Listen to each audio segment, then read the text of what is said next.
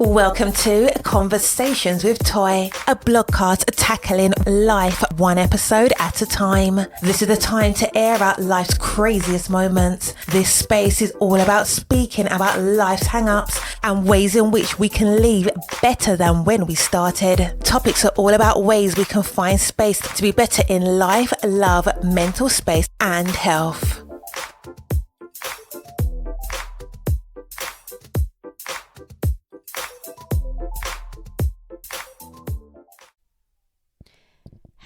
Happy Friday. I hope that your week was a very productive one. I hope that you have so much immediate joy just getting to Friday, and not just alone just because it's Friday, but just out of the fact that you have done everything that you possibly could to push yourself to the limit and found a way to try to balance it as much as possible. I know some weeks are better than others. Last week I had a great strong week where I was extremely productive, but I also didn't feel as if, it was overbearing it. But this week, I'm going to be taking Sunday to just rejuvenate, to align myself, to calm, to have some sort of calm, just have everything completely chilled out, because this week has been a very interesting week. With this being episode 8, keep in mind we have 2 more episodes to episode 10, and then we will be taking a short 2-week break and coming back strong to finish out the fall. The reason for that is that I could just continue going on because, this is just the first season. Who am I to have some, a break and all these other things? However, I want to make sure that I'm available for for podcasting. I do the blogs as well, but podcasting, because a lot of people are going to need as much support as possible with, like I said, the holidays start to gear up. You start having more semi-social activities. And the reality of it is that the fall is being predicted to be one of the best, one of the worst cases of between COVID and the flu, just because of the normal flu season interacting. So I've said this before. It's like if you have a cold, or if you have COVID, or if you have the flu, the differences between the 3 are going to be very short. There's a short list of what the difference will look like. And so with that being said, we could be shut down again. We could have limitations on visiting people and friends. So that's going to add an extra element of stress to other people. And I just want to make sure that I'm available. It is Friday again. This weekend, I'm going to be just doing very calm things. Nothing crazy at all. And today's topic is going to be about working and jobs and navigating the space between, should you leave a job? When is it okay to walk away? Now, the market and jobs are nowhere near what they used to be. Back in, the day, even when I turned 18, my very first job, well, let's take it back. When I was 16, I think I was 16 or 17, my very first job was working at Sears. So I was a retail basically worked in retail. I would ring up the customers and, keep the stock together. Typical in my thought process, typical teenagery, just need to have a job, just trying to, make sure I have my own money. And at the time, my goal was to make sure that I could take care of all of my prom and senior year things. And because I graduated a little, my graduation was just a little crazy, I wanted to start a little early. But my first, I guess I want to say, internship following that, or in between that, was working for a temporary agency. And so I was trained to basically, do the onboarding and learn and place people, the whole, it was just great. It was a recruiter. It was great. So I was considered like a junior recruiter. And in my first few years of working, obviously, because going from high school to being, working at this internship, I didn't have problems with anything with job related. It wasn't until I graduated from college. Now, there's a couple of things that I had to go through, obviously, just in life in general. But I want to talk about just a couple of scenarios of things that this is a personal walk. And because the economy is nowhere near what it used to be, I am not telling you to walk off your job and leave it because you're tired and you're sick of people. I have been in jobs where I've had to sit in the parking lot and cry and pray myself back into the building. And that's one of the most depressing things is when you're working for someone, even if it's in a career choice that you choose. But when you get to the building, you're just like so depressed. You're so upset that, why am I here? Why am I working? And we all know why, right? A large part of it is that bills don't stop. Just because you don't like your job, the bills are not going to take a break. They're not going to come and circle back just because you're having issues with your boss. That's just not how the life works. So sometimes you get in these positions where you're having to work because it's just what you have to do. You have bills to pay, you got things to take care of, you might have a family or not, and you just have to do what you have to do. So I've been in those situations plenty of times. But there's been just like certain things that I've noticed when it's the season of trying to formulate and forge something else. Now, again, I preface this by saying this is a personal decision because you can't show up at my house talking about, or, show up in my inbox talking about, you told me to leave my job and I did. And now I ain't got nothing, I don't have nothing to do. I can't go nowhere. I can't pay my bills. That's not what I'm suggesting. What I am suggesting, though, is that there comes a point in time where you do have to make that decision if your job is coming up against you as far as like your mental health. Now, back in my early 20s, beginning 30s, I had no idea this concept of self-care. And, we now talk openly about mental health, but, I can remember back in like the late 90s, very early 2000s, where, it still was very uncommon to have these deep-seated conversations. They're not as widespread, or wasn't as widespread even then as it is now. Nothing for somebody to get on and have a conversation about, mental health or self-care now, but it wasn't always the case. So I've had a couple of jobs. We're going to talk about them. We're not going to drop any names. We're not going to drop any boss names, female or male, because I've had a mix between two. But I want to talk in particular about just having this thought about, okay, it's time for me to leave. I am ready to leave. I've had all that I can take. I have taken the time to get myself together. I have cried and prayed in the parking lot, and I am sick of these people, and I am sick of this job, right? And when I was growing up, my parents were very strict about us, making sure like, doing as best you can to represent yourself the best way that you can. I can't say I've always represented myself very well because I haven't. That would be a complete lie. But they always try to teach us like decorum and just like, when you leave a job, give 2 weeks notice. So that stuck with me as I became an adult, and I could obviously make those decisions on my own to choose to either listen or to do my own thing. And in the midst of trying to stay at jobs, to give this 2 week notice and or to just, push through, depending on the situation, you might find the stuff that you might not be in a situation where you can give a 2 weeks notice. The one job that in particular that I'm thinking about, I had a boss who was extremely just mean. He or she would just be a tyrant. Like no one could get a word in edgewise. I mean, he or she knew exactly what to do. He or she never wanted to take responsibility for anything that they had done. And I would find myself every day feeling like I was just being chiseled at. Every day. Little by little, I felt like my soul was being taken little by little. Now, you might be thinking, this girl is super dramatic. She's doing the most. Maybe. But if you've ever had a job where it literally just chips away at you, no matter how great you try to be, I tried to work as many hours as I could. I gave extra hours. I was very faithful. I was doing the very best that I could. And you try to get around difficult situations, right? If you're not getting along with a coworker, you try to just like, let's keep it professional. Let's do what we came here to do, get this money and leave.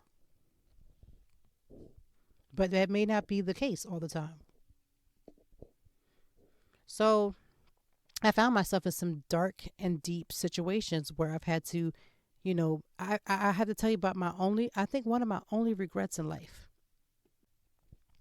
And the one I think the principle of what I'm going to talk about has shown up in different areas of my life in the past, because when you don't work through things and you don't figure certain things out, you will literally repeat the same type of situation, just in different variations of it. And I had a job where I felt in my spirit that I should just leave. Like don't care, no notice, just up and leave. But again, this ideal of always being, a perfectionist, I have a very type A personality. The concept of me just leaving this job, knowing, in the back of my mind, my parents was like, you never just leave a job. You always give a 2-week notice. You do the things by the book, you play by the book. And I really didn't have the mindset at the time to even attempt to look for anything else. And so again, you just play this Russian roulette where I'm like, one day I'm going to come in here and I'm going to snap. That's just definitely not a situation where I feel like if you've gotten to that point, you have to really figure out a second plan. But I had no plan. I had no backup plan. I didn't even have enough sense to. Now, I was actually interesting enough. No one knew at the time, but I was working 2 jobs. One at one of my favorite bookstores, and if you know me well, I don't even have to say the name.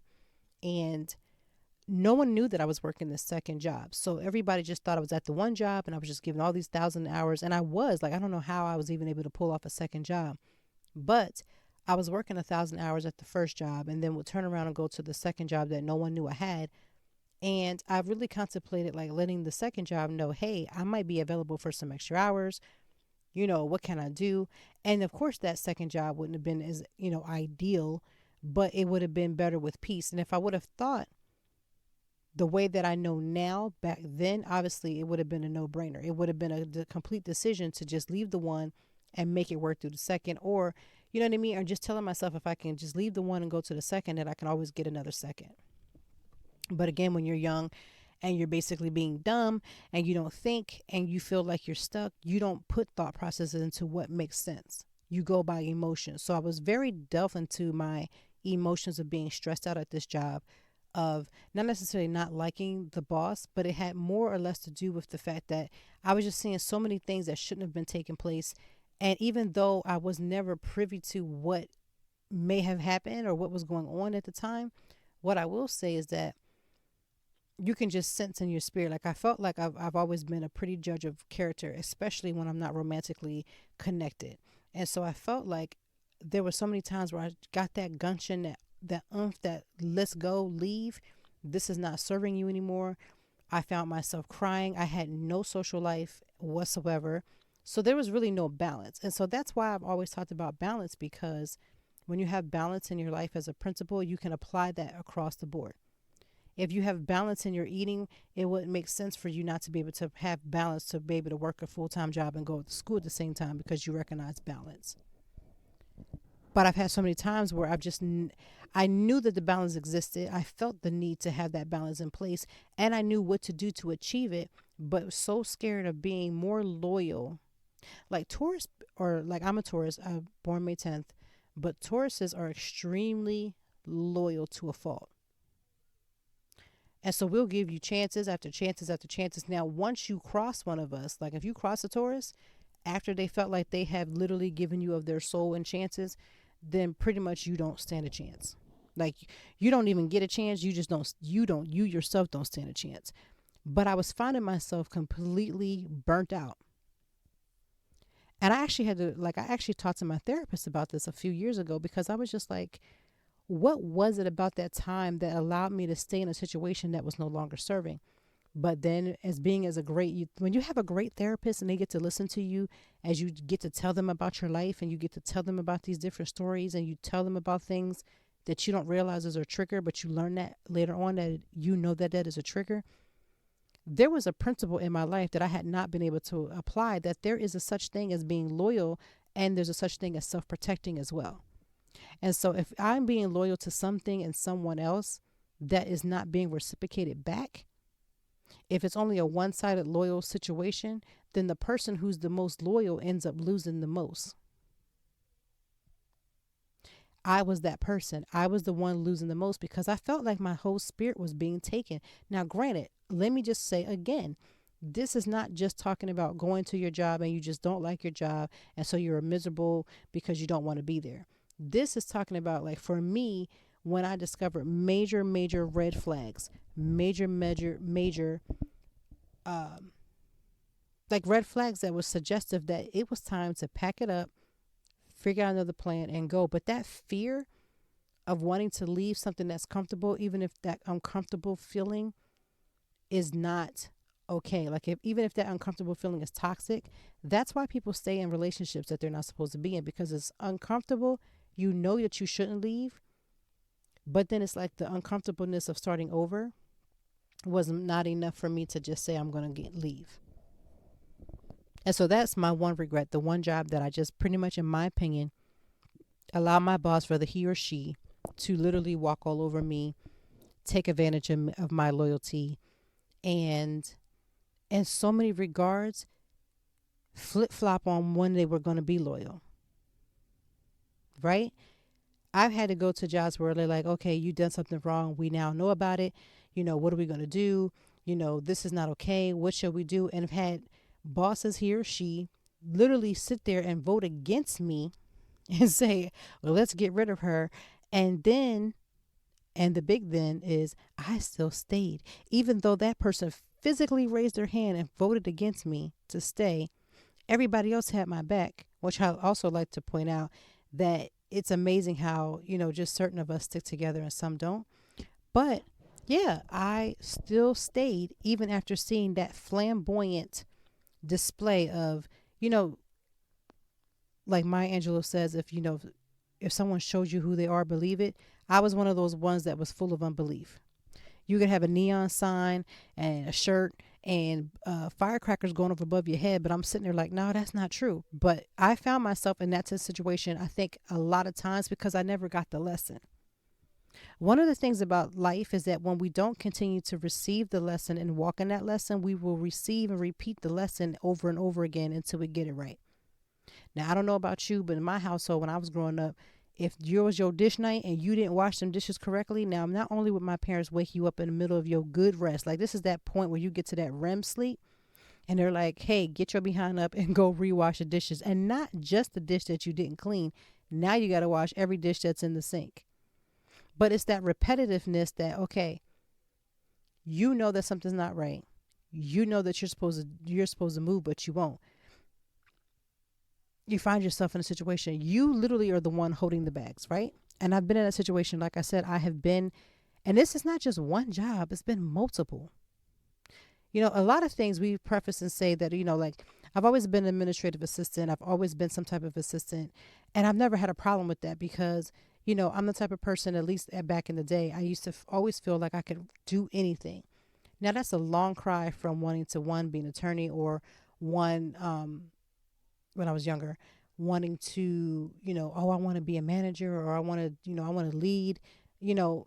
I got really content and just like, okay, I'm going to be the assistant. So that means anything you need, I got you. I can take care of this.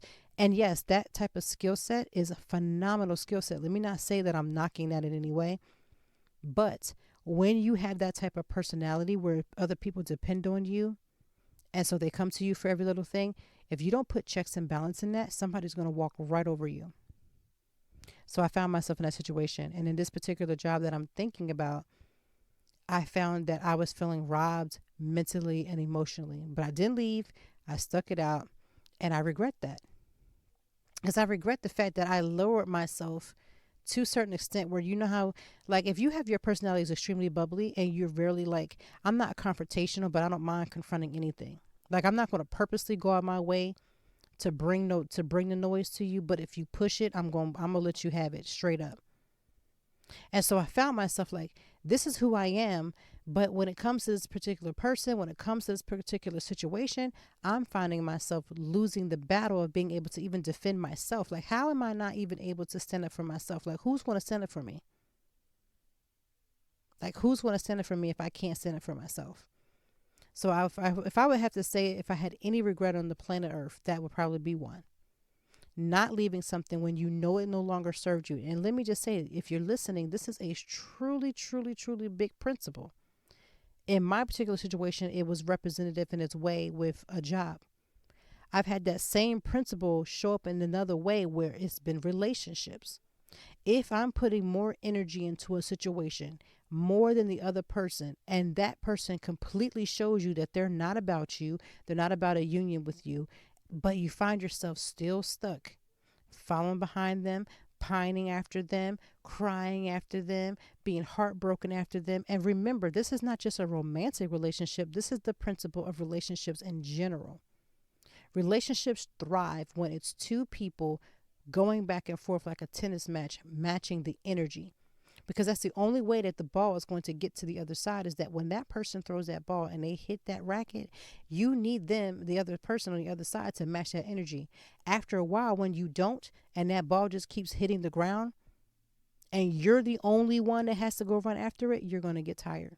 Because you're going to get mad at the other party and say, why didn't you bring in the energy? Why didn't you bring in the noise? So that's why it's very important as a principal to be very clear that when you walk into a job, or when you're in the middle of job interviewing, you shouldn't just sit there and say, when they say, do you have any questions, and leave it at that. Ask, why did the person that was in this position leave? And of course, within the guidelines of privacy, they should be able to tell you why. But jobs are very tricky because, again, we need to work. If you want to eat, if you want to live, if you want to have a sustaining life, you have to work to pay the bills. But let me just say, I know that there has been ways and times where I felt like, again, this whole just stay and stay faithful. I'm being faithful to something and somebody and groups of people who would never do the same in my return. You have a job, right? You could work at the biggest company of all over the world, all of Philadelphia, all of wherever you choose to live. But if you're not understanding that those jobs are not faithful, or they don't care nothing about you, because the second something happens to you, they will replace you mad quick, even if it's just temporarily, with someone that works in your own department. So I struggled a lot. Like I said, I struggled a lot with this ideology of, let me make this stand. Let me be sure that everybody understands that at the end of the day, I don't care what is going on. I'm here to be faithful. I'm going to be the best worker I could possibly be. And that's what you're supposed to do. But you have to have some type of balance. When it's time to go, it's time to go. And it's not going to be easy when you go. It's not as if you can just set this mantra and then it's just going to flow and it's going to go right and everything is going to be okay, because that's not actually what happens as well. But you got to be careful, like I said, when you're at these jobs and you realize the concept that everybody is not always going to be in your circle. That's why you got to stop making so many friends, to the point where everybody's your friend, everybody's equal. You ain't filtered nobody. You ain't really checked and balanced people when they say certain things. If I met somebody and they said, oh, I'm going to do A, B, and C, then when it came time to do it and they didn't do it, that's the type of stuff you have to remember. You got to hold on to that type of thought process, because that's where it all begins, or it can all end.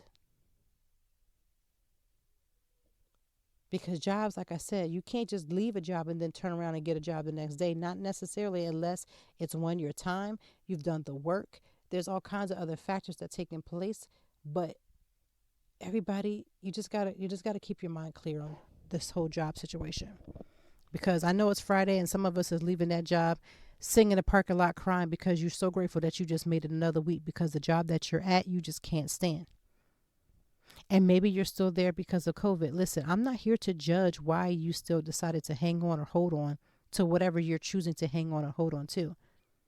I'm just telling you to be more mindful of the fact that these jobs are not going to serve you, period. So again, one of the biggest regrets I have is obviously not leaving this job sooner, knowing good and darn well that there was nothing that they could do to service me or to be of service to me. When you go to a gas station and you need gas, you're not going to go there looking for donut and powder. You're going to look there for whatever it is that you came, which is going to be gas. You need to get where you got to go so you can get to your destination. And sometimes we take these huge detours because we're not paying attention to the fact that, hey, you're not supposed to be here. Like, you're only supposed to be here temporarily. Now, let me just say, too, when it comes to friendships, that happens, too. We talked about last week about, just being more alert and understanding that I've had to have very difficult situations where I've had to cut friendships off. But when you find yourself in many situations, and it will happen again if you're not careful, when you keep putting yourself in a situation where you're no longer being serviced, it's no longer an equal benefiting relationship. If it's a professional relationship, you got to find a way to do it with decorum, right? When decorum is necessary. When it's necessary and when you're able to, because there's not every situation where you can be diplomatic. But I do wish that I had left. And I don't mean any of my previous boss any harm. That's not what I'm saying. It's just the fact that, it is what it is. And it gets very tiring after a while when you're legit trying to put your heart out to make sure everything is completely the way it's supposed to be. You're not being respected. You're not being appreciated. So again, do not quit your job and say that I told you to do so. I'm just saying do some soul searching and find a way, if you possibly can, to be empowered to find something that, one, matches the theme of what you're going on or what you have, whatever you're doing. But just be careful with who you give your energy to. Now, I want to switch gears because we always talk about stories that have taken place in this almighty internet.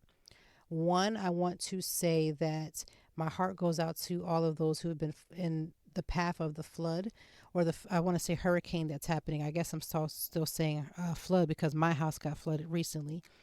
But the path of the hurricane that's going on right now in Louisiana, and I think Texas is on its way to being hit if it's not already hit now. My heart goes out to every last one who's in the path of the hurricane. I've been seeing a lot of the stories that have gone past, and some of it's just been, a lot of it, not just some of it, a lot of it has been completely devastating. Hurricane Laura has already hit, and it's causing a lot of damage. It's causing a lot of, I think there was a 14-year-old that believed that was unfortunately passed away as due to Hurricane Laura. It's devastating. And I just, like I said, after having my little mini flood, and I call it mini flood because what I went through is nowhere near in comparison to what people in Louisiana is going through right now, or Texas. And I don't act like it does. I'm not trying to put it in the same category whatsoever. I'm not trying to be a part of the flood team. I have my own issues separately from that, but my heart does go out to them. So I want to start off with that. We have to talk about the political uprising. If you've had a chance to listen to both the DNC or the Democratic National Convention or the Republican RNC National Convention, I've watched both of them because this is not a political podcast. And even though I am a political science major, which means I have been trained very well to be able to decipher like numbers and the breakdown of what certain things mean. This is not a political podcast, so that is why I'm not going to make it my business to try to break it down as far as doing it on the podcast. Maybe another time, maybe in a blog post, because it takes a lot to try to figure that out. And let's also be clear, not everybody is feeling the same way. Like, there are Republicans that don't agree with Trump. There are Democrats that don't agree with their party and are for Trump. This is not my job to try to tell you whose side you're supposed to be on. This is not my job. I think we get caught up in making everything to be other people's job, but it's not. What I will say is that it's been a very interesting week with just the different thought processes and some of the things that have been said. And, whether you agree with them, whether you believe it, no matter what's going on, it's not as easy as it seems. Like, it's breaking whole families up because of the disagreements. And some of it is rightfully so, because there's like some really, there's a lot of major issues that has been going down. But in spite of that, we have so much, the Black Lives Matter movement has, increased. And I say increased because it didn't start. It didn't just start with just the recent deaths. This has been going on for so long. But Jacob Blake, he was shot reportedly 7 times and from behind or in his back. And as of now, the reports are stating that he will be paralyzed from the waist down. We're not sure if it'll be permanent or if it's temporarily. No one knows for sure because, again, these are situations that are happening and they're unfolding. And so the story allegedly is that he was breaking up another fight, and I don't know if he was given directives to stop or he wasn't. That is what I keep watching the videos to try to get clarification on, is that he was still shot 7 times. So I know, we have this thought process that, you're supposed to listen to the cops, and that would be great if everybody could be treated equally, and that if you stop and you listen and you comply, that you'll somehow make it home. You won't be shot. You won't be killed. Unfortunately, as we've had time and time, has been proven that's maybe not necessarily the case.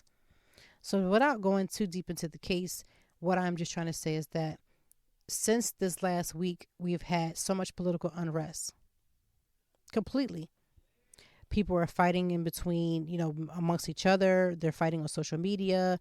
And unfortunately, this is a really dangerous time. This is not something that's going to be resolved from back and forth banter on the internet. There's real life consequences to anything that we choose. It's a decision that's made. It's a flash. And that quick decision can change the outcome of our life. And so I don't want to go on into touching the other social media stories without making sure that obviously gets my first and undivided attention, because it's a hard world out here right now. It truly and really is. But I also want to talk about some foolishness. So I don't know if you know John Gray. So I've grown my entire life, grew up in the church most of my entire life. And so as a PK, as I've stated before in this podcast plenty of times before, there's just certain tactics, certain things that are pretty much swept underneath the rug. And unfortunately, it is that way for male pastors. If a female pastor was found cheating or had any scandals, it would be them being sat down. It's a whole whip to do. But when men do it, we are so forgiving. And so John Gray is a pastor, almost like a mini, they call him like the medium TD Jakes. And so if you know anything about TD Jakes, it's a mega church, and they're saying that John Gray is like a smaller version of that. So they're calling him medium TD Jakes. But he is allegedly being found to be cheating on his wife. This would be the second time that any of us know about. My problem with the situation was that in spite of him cheating and doing whatever it is that he chose to do, my biggest issue is that he allegedly involved his child. If my husband doesn't like the things that I'm doing, that's fine. Whether you choose to talk to me, which it should be ideal for him to communicate that to me, and me first and me only if possible, depending on the severity of the situation. But you never involve a child in your mess. So John Gray has been allegedly found to have inappropriate relationships, whether that means that he had full-on sexual encounters with this woman. I do not know. This is about his second time again that people are taking note that this happened. But it's very disheartening to see that at the end of the day, this John Gray is a pastor of his church. And in addition to that, men have always been able to just get away with so much that if a woman tried half of the things that men do on a regular basis, I swear to you, nothing would be resolved. Nothing would work out. Everything would be in turmoil. It would be a problem because, it's just taboo for women to be able to get away with some of the things that men get away with all the time. He has needed to have been set down the first time that he got found cheating. And now the second occurrence, it's like, what are they going to do? I personally have the personal conviction to believe that if you are caught cheating, it's no longer an accident. A lot of it has to do with you. And to be cheating during pandemic times, how tacky do you have to be to do such a thing during COVID? So now you're out here trying to potentially get an STD. And then if STD don't get you, then you're trying to put yourself in a situation where, anything could happen. And so it's very, like I said, the political unrest is crazy, but John Gray has to get it together, like for real, for real. And I don't know, his wife has to take some type of responsibility, because it's like if a person is found to be unfaithful, you can attempt to take them back. But there had to be red flags that took place even after the two of them got together. And now they're in this big scandal where, of course, he's been found out to be cheating again. Nobody wants to respect anything that he has to say. Nobody wants to hear anything that he has going on. And it's really simple. It's like, listen, this type of behavior is unacceptable. He's out here doing the most, having his child involved, talking about the wife doesn't cook, doing all kinds of carrying on. It's like, honestly, there's so much going on in this world right now. Literally so much going on right now. And for somebody, my husband, obviously, potentially to do something like this has to be devastating. But then the flip is that as devastating as it should be, and it should feel, and it should turn out to be, we also have to watch the fact that if we continue to allow certain people into our lives, we take the responsibility. We really do. Because if my husband came in and I discovered that he was cheating, I mean, honestly, what else did you want us to talk about? Like, you can't just go on as if nothing happened. I mean, I know a lot of people do. Let's not act like people are saints and they just, they do what they're supposed to do. I mean, this happens every single day. But it's just disheartening, and like I said, to be out here cheating, especially during COVID times. So I don't know what's going to happen. I don't know if he's going to lose his ministry. I don't know if his wife is going to finally divorce him. Maybe she won't. Maybe because she's gotten comfortable. It's now a lifestyle. I have no idea. That's a personal decision. Like, I cannot make that up. I can't. I would love to say yes. Get out here and leave. Get out here and do what you got to do. But it doesn't always pan out that way. John Gray needs, I don't even know, his behind kicked. He really does. He had to buy his Lamborghini. Well, when I say have to buy, he decided to make the decision to buy his wife an expensive car when they had the allegation pop off the first time. It's like, how many gifts, how many trinkets, how many things are you going to be able to buy me before we have to come to this conversation of this is just who you are? And the who you are no longer serves the purpose by which I believe to stand on to be in a faithful marriage. I think we just have to have that conversation. Instead of just doing the most and having men and women look at us and they're desiring of us and they're doing the most, that we have to take responsibility always. Always. And so, yeah, I've heard people say that his wife, is ridiculously stupid because she left. Like I said, I too feel like there has been, and not, let me preface this real quick. I am not suggesting that my husband has cheated on me in any way. But what I am saying is that when you have this principle in your life to be more faithful to things and people who are no longer faithful to you, you really have to make a conscious decision on, do you need to continue to follow this behavior?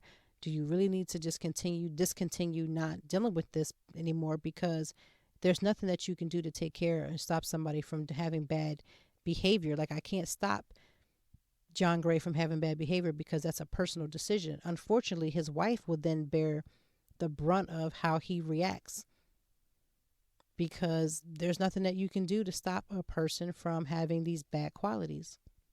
And you can know somebody for 20, 30, 40 years and still discover them to have bad qualities, of which you either decide to pray or meditate on it, you decide to leave, you decide to go to counseling, you decide whatever it is that you decide that's best for you and your family. But this responsibility and this lack of responsibility that John Gray keeps showing for his wife just makes no sense to me. It's just really mind-boggling at this time. I don't get it at all. And as far as calling her stupid, she's not the first wife that stayed with their husband through a pandemic, or I should say, not necessarily a pandemic, but through a crisis of, big falling out. Allegations of cheating, none of that. She's not going to be the first. She's definitely not going to be the last. But there just has to have a conversation of accountability. If John Gray was accountable to himself alone, and God, of whom he says that he, is a big follower of, or Jesus, whatever you want to, at the end of the day, like, you have to take some type of personal responsibility and say, this is just who I am. Obviously, I'm out here slinging and giving out, community peen to anybody that's moving. And, it doesn't matter if we're in a pandemic, I'm going to find a way to get there. If I got to take a flight, if I got to take a train, if I got to walk, whatever I got to do to get there, I'm going to do it. And it's just sad. It's sad to a certain extent. So, yeah, John Gray out here being a complete mess. It's a complete mess because it has to be embarrassing. I can't imagine, his wife just being okay with it. Like, it's all good. I cannot. And maybe she's not built like me. Maybe she is one of those wives who is just like super forgiving, super like it's all good, or maybe it's not all good, and maybe she's putting on a united front. Like, I don't know their lives personally. But what I do know is once it gets to the blogs, or once it gets to become on social media, then the level to me of embarrassment just increases. But I could be wrong.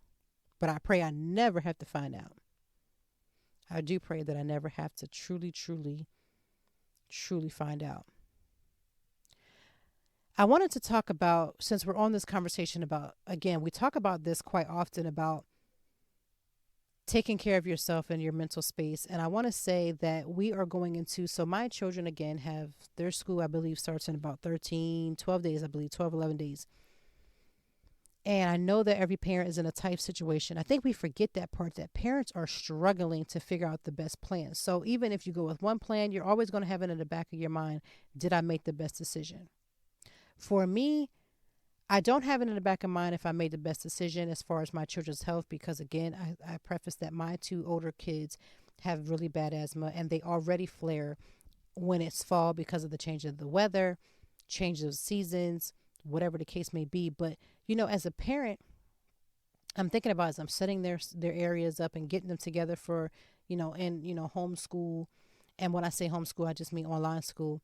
Their class are going to be in school. So that means that they're going to see their classmates from their computer, but their classmates is going to be at school. And it's not mandatory that everybody, has the option, it's not mandatory, or it's not a thing where it's like, okay, maybe there's going to be 50% in and 50% out. We won't know until school starts.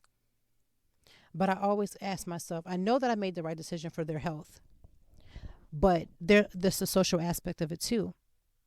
So I just want to say to other parents who may be finding themselves in a similar situation, and or if your entire school is virtual, or if you had the option of going virtual versus not, that decision in the back of your mind is always going to play back like, did I make the right decisions according to what my child needs? Health wise, hands down, absolutely, for me. Because I want to see my kids in the next season. I know that sounds dramatic, like, oh my gosh, but you know what? We've lost so many Americans. We've lost so many people all across the world.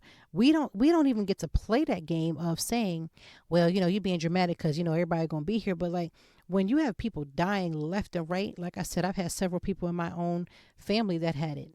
And by family, I don't mean anybody who lives in my home, but just my family.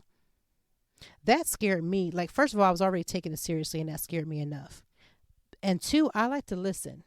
Like I wasn't always a good listener when I was a kid. I know my mom, if she's listening to this, be like, yes, amen, sis. She knows I wasn't a great kid. Like I was a great student, and overall I was a great kid. I can't say that I was like horribly bad.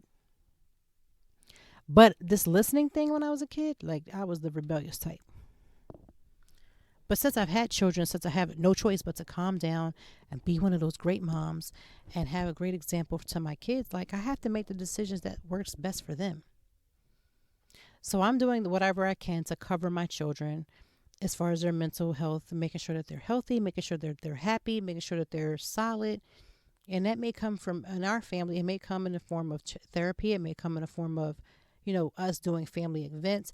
Like I have laid down some of the rules since COVID first hit, because you got kids sitting in the house every single day. My kids are used to being active. We are an active, extremely active family by far. And so not being able to do as much, and now we'll be working from home, and then we'll have them at school here at home. It changes the game. So please be mindful of your kids. Like my oldest actually came to me and was like, Mom, can we go back to doing like the reward bucket? And like mental health buckets where a kid is having a bad day, they can go into the bucket and find something that may help them. Like it could be a fidget spinner, it could be a stress ball, it could be any of those things that help them get through a moment. I rather equip my kids with the ability to know how to adjust themselves by the things that they could, in the child's mindset, that they could do to make their time better, like to make their mind at ease. We may have to buy them doodle, notebooks or something that, they're doing their work, they're stressed out, but they can just start drawing. Some kids actually can draw and still learn because they're doing something that's taking that anxiety or that edge off. And so that is what the type of household that we are. We're going to do everything we can to figure out what it is that I can support them in. I really ask myself as a parent, like I want to make sure that my children feel completely supported. And I want them to feel supported according to the support that they need, and not just the support that I feel that they should have. As my daughter, because she's my oldest, obviously gets older, I have conversations with her. And we talk very candidly, obviously, for whatever, 11-year-old can take within their realm. And to understand that, listen, I can't create a foster home where I'm yelling and having these situations and then I say, come and talk to me about anything. Who wants to talk to somebody that they feel like they can't have conversations with? And so we take that same principle. I'm taking that same principle. My husband's taking that same principle to do whatever we can to give them the support that they actually need. And I know that there's been so many, there's so many people debating online. You're debating politics, you're debating families, you're debating, the simplest of things to the biggest of things. I want us to take these debates that we have online and take them offline. And in addition to just taking them offline, I don't mean to not bring them online, but what I mean is to find a way to live the way that we're choosing to bash people online. If I tell a parent or if I tell another woman that I truly support them, don't say that just in the comments. Support them. It costs you nothing to support someone sometimes. It costs you some money to support people too, but sometimes that non-costing support be the support they need the most. You have a friend that's out here writing a new book, support them. If your funds is funny and you can't afford the book, share that information with other people. Share it more than once, right? Free. The internet is free advertisement, right? Share it more than once. Tell somebody else about it. Share that information. Do whatever that you can to support them. Maybe they're having writer's block and they call you and they want to talk about it. Let them. That's support. Showing them that you simply care. Do you know how many uncaring adults I've been seeing in these internet streets? It's just ridiculous. We don't have the thought process of having any type of decorum when it comes to sharing and showing love to our fellow brother. But we say, we're all in this together. We all have the same blood running through our veins, no matter what color is on our outside of our skin. But we don't show that same concept offline. We don't show that same concept online. And we don't show that same concept amongst each other. So it's mind-boggling to me that we preach and we say that we're going to show love to other people and we're going to support each other. And you know what I've learned? To support people's decision, even when that decision doesn't fit what you believe that they should do. Me doing what I'm doing for my kids may not be the same thing for other people. And so I don't have the energy to sit there and bash another parent because they sent their kids to school. I don't agree with it. Let's be clear. I personally don't agree with it just because I feel like the cases are not low enough for me to do it.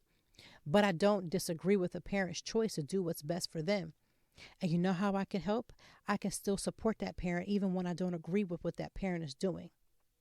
I have my own very close friends who sent their kids to school. It's not my cup of tea. But I can call and say, how's everything going? And truly mean it. Do you need anything? Is there any way I can support you? Hey, let's just chit chat, just to make sure that you're good, because sending your kids out to school, physically to school during this time is not the walk in the park that everybody thinks it is, because that stress level is strong. You're wondering if you made the right decision. And you're also wondering if, God forbid, something happens and they get sick. That type of thought process is too much to bear as a parent who truly loves their child. That's a lot. So let's always keep in mind that there's always another side to the coin, and the other side of the coin isn't always going to be peaches and cream. There's parents out here that struggle. The struggle is truly real, and they are struggling the same amount of stress that I'm having with my children being here. Yes, I know I can provide them an environment that's beautiful, that's supporting, that's loving, but sometimes they may just want to see their friends and not on a computer screen. Will my kids suffer socially? That's a thought process. But because my friends who are sending their kids, I still show them love and support. Because that's what you're supposed to do. Find a way to support people in where they are, even when you don't agree with it. My parents did not agree with a lot of things that I did as a kid. I hope to be the type of parent to my kids that when I'm my most upset with them, when I can feel whatever sense of anger and frustration, for God to always plant it back in my heart to find a way to show them that I'm truly there for them. I just don't like the decision that they're making. And find a way to not ride them because they made a decision that I don't like. Because I don't need to ride them. If I ride them, that's not going to make it any better. So I know everybody's not a parent, so this may not even be your struggle. You may be like, listen, that's on y'all. Y'all had them kids. Y'all work it out. I'm living single, or I'm married, or I'm just, or I'm doing whatever it is I'm doing, and that ain't none of my business. That ain't none of my life. That ain't none of my portion. I can understand that, but just follow the same principle. Remember, you can apply a principle across the board to different situations. If you have a friend, if you don't, even if you don't have kids, and they're doing something that you don't agree with, if it's something that's going to cause them harm, of course, be as loud as you can to let them know, hey, I'm here. I don't want you to go through that. Don't do that. Stop, stop. But remember, if you touch the tip of your nose, that's where your power stops. Sometimes you got to watch people go through the worst things of their life because you can't make them stop. And so you got to still support them. You still got to show them love. That don't mean you got to continue putting up with their foolishness. Now, there's a difference between putting up with foolishness and being supportive. Just like we talked about the jobs and that, what do you do when you feel like you need to leave? Sometimes you have to leave. And that decision to leave could be very, very gut wrenching because you're wondering where's your next check going to come from. You know, you may have it on your heart that you're going to leave. I've left and man, did I make the right decision? And maybe in the beginning, it don't feel that way. I've had that happen. I left on principle, and especially because I didn't do it the first time. So when it came down to doing it the second time, I left shaking. I was scared. I was afraid, but I left. But even in the midst of the fact that, yes, it always worked out for my good. And in the long run, I knew from the fact that I made the right decision. That very temporary state between seeing that decision come to fruition and then making that decision initially, that space in between is a scary space. It's a dark space. It's a very uncalming space. It's not welcoming. That feeling of, did I do the right thing? It's very disheartening. It's heartening. It's just, it is what it is. But just like the parents who have to send their kids to school and they still have to show love to their friends who decided to do that, it's something completely different. When you have that moment of leaving something, leaving someone, and it's scary and it's uncomfortable, just give it some time. You will eventually be able to look back and know that you made the right decision. We debate. We tear down. We argue, we fight, we don't show love. We have all these different things happening at one time. People are really struggling for their real life, whether that's with racial inequality, whether that's with trying to provide for their family, whether that is them dealing with COVID, whether that's just trying to deal with the major decisions in life that if they make the wrong decisions, they're going to feel the crunch of that. And that, like, again, that space is not a good space all the time. It's just not. And so we got a lot of people fighting a lot of battles that we can't always see. You know, when you get mad at somebody because they haven't checked in on you for a while, and you forget that we're all, every last one of us is fighting some type of battle, whether somebody can see it. Just like with people with chronic illnesses. People have chronic illnesses that they fight things that we don't understand because we don't go through that and we don't see what they're going through internally. And so we're quick to bash. We're quick to turn our noses up at people. We're quick to have lack of understanding, lack of empathy. Keep in mind, every last one of us is fighting a battle.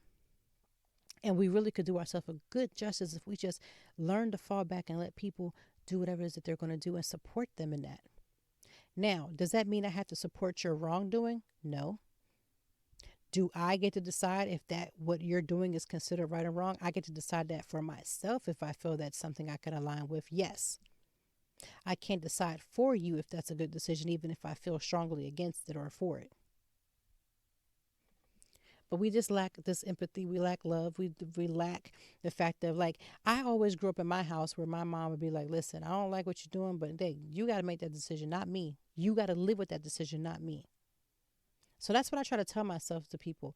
If I find people who are filled with hatred and they're filled with envy and they're filled with strife and they're filled with contention, that is not my lifestyle. And so as much as I'm going to love and support them, I also have to understand that that is their choice. That is their choice. There's nothing I can do to turn that choice around. There's nothing I can do to change their decision-making process. But at the end of the day, I don't have to argue with you because you decided to make a choice that I don't agree with. Because what is the argument going to do? What is the debating going to do? I haven't seen, I always get inspiration, but I'm open to receiving inspiration. Not everybody is the same way. And so even in the midst of some of the hardest lessons that I've had to learn in life, it's only when I was open to receive the lessons that I got anywhere. And it was only after I applied the lesson correctly, that I didn't have to always keep doing the same lesson. When I was dating prior to, in between my husband, because again, he and I met in college. I had dated somebody in high school, and then I broke up with him before I went to Penn State. And then I started dating someone in college, made my husband in college. And then in between that, I've dated other people. There was things where I would run into the same person in different forms because it was no longer about that other person. It was always about me. So when I started figuring things out, then it eventually led me to my husband. But right before then, it led me to a place of peace because honestly, I felt really liberated to know that at the end of the day, I didn't have to keep making the decision, even though it felt lonely to be in the place that I was at. Because what if things didn't work out with my husband and I? Would I have found love in other places? Yes. Would I have found the right love? I think I would have. But that's because I was at that point at a conscious decision to always figure me out. And so as we begin to just bring this down and end for today's session, it's like, we always have to understand the biggest thing that we can do to show love to someone, even the worst of people, is to not meet them where they're at. Michelle Obama says when they go low, we go high. And I saw something online that said, I'm going medium because God is still working on me. That's pretty much me. But even in the midst of me feeling like I need to go like in the middle or medium, for me too, I'm still aware that people can do the things that they choose to do. I just have to learn to decipher what is for me and what's not. And I have to also decipher who to keep at a certain length. Like, you don't got to have everybody up in your personal space just because you feel like that's the only way for you to have friends, or that's the only way for you to keep moving in life. Like, I have put people in their place without putting people in their place, if that makes sense. Meaning I can choose to bring them up to the level of entertainment or to my life, or I can bring them up to a seat and bring that chair closer or further away. I get to control that. I do. If I was having a difficulty with a parent, and I've had times where I've had difficulties with my own parents, and meaning difficulties, meaning, arguments and not misunderstandings, or let's not even call it a misunderstanding, or just a difference of opinion or a difference of lifestyle or difference of whatever the case may be. I've had to separate and figure out, okay, I don't really agree with that, so that's not for me. But I can also still love and not have to be like, okay, my parents are the worst absolute parents of life. You know what I mean? Because I've gone to counseling, I've gone and done the work. So I like to see people. I don't see people at their very best all the time, because I can see people through their worst, but I also have to let their worst make me bad. So as we continue to take personal accountability, as we continue to find out if the job that we're in, if the career that we're in doesn't feel good to us, what can we do to change that? We can continue going, obviously, to collect our coins and maybe use it and refocus our thought process where we say, okay, this job is no longer a job.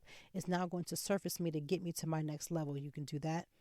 Or you can just try to figure out something else. Or you might have to pick up 2 and 3 side hustles to replace the main job that you were at, because that main is just so stressful that I'd rather work. For me at the time when I was having my situation with one of my jobs, I would rather work 2 or 3 jobs to compensate for this one before I continue to stay at this one like this. But it takes a special individual who's willing to knock it out the park and work hard and dedicate themselves and push through and not care.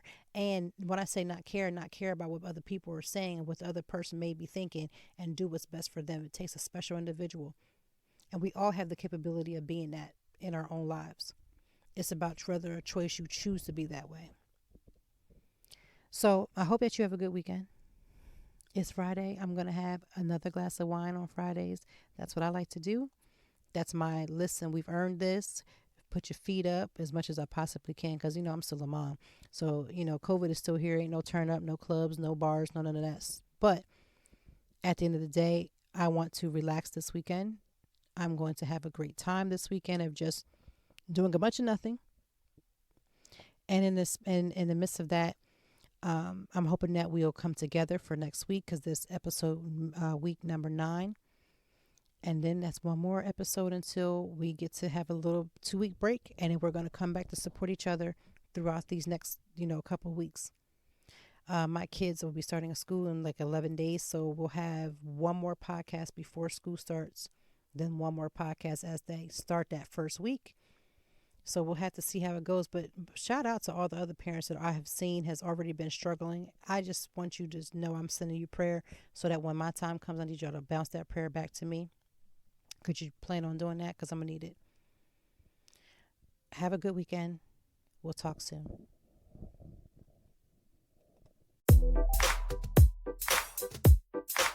Thank you as always for joining me, and I know that even in the deepest or joyful conversations that there's something we can learn and apply. Until next time, I hope that you are doing better. If not, we will be back to talk some more and handle it. Peace to you and yours. Stay grounded.